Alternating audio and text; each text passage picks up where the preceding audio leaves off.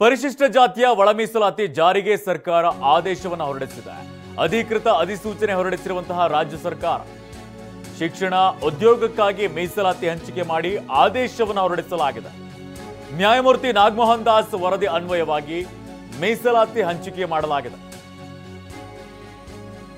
ಪರಿಶಿಷ್ಟ ಜಾತಿಯ ಒಳ ಮೀಸಲಾತಿ ಜಾರಿಗೆ ಸರ್ಕಾರ ಆದೇಶವನ್ನು ಹೊರಡಿಸಿದೆ. ಅಧಿಕೃತ ಅಧಿಸೂಚನೆಯನ್ನು ಹೊರಡಿಸಿರುವಂತಹ ರಾಜ್ಯ ಸರ್ಕಾರ ಈಗಾಗಲೇ ಅಧಿವೇಶನದಲ್ಲೂ ಕೂಡ ಅನುಮೋದನೆಯನ್ನು ಕೊಡಲಾಗಿದೆ.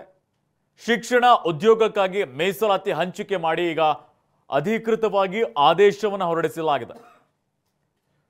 ನ್ಯಾಯನಿವೃತ್ತಿಯಾಗಿರುವಂತಹ ನಾಗಮೋಹನ್ ದಾಸ್ ವರದಿಯನ್ನ ನೀಡಿದ್ರು. ಇದರ ಅನ್ವಯವಾಗಿ ಸರ್ಕಾರ ಮೀಸಲಾತಿ ಹಂಚಿಕೆಯನ್ನು ಮಾಡಿದೆ. ನಾಗಮೋಹನ್ ದಾಸ್ ವರದಿಯಲ್ಲಿ 5 ವಿಂಗಡಣೆಯನ್ನು ಮಾಡಲಾಗಿತ್ತು. ಅದನ್ನ 3ಕ್ಕೆ ಇಳಿಸಿ ಹಂಚಿಕೆಯನ್ನು ಮಾಡುವಂತ ಕೆಲಸವನ್ನು ಮಾಡಲಾಗಿತ್ತು.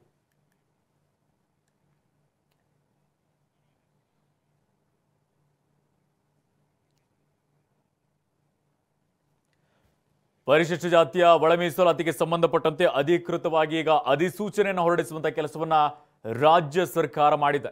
ಶಿಕ್ಷಣ ಹಾಗೆಯೇ ಉದ್ಯೋಗಕ್ಕಾಗಿ ಮೀಸಲಾತಿ ಹಂಚಿಕೆಯನ್ನ ಮಾಡಲಾಗಿರುವಂಥದ್ದು.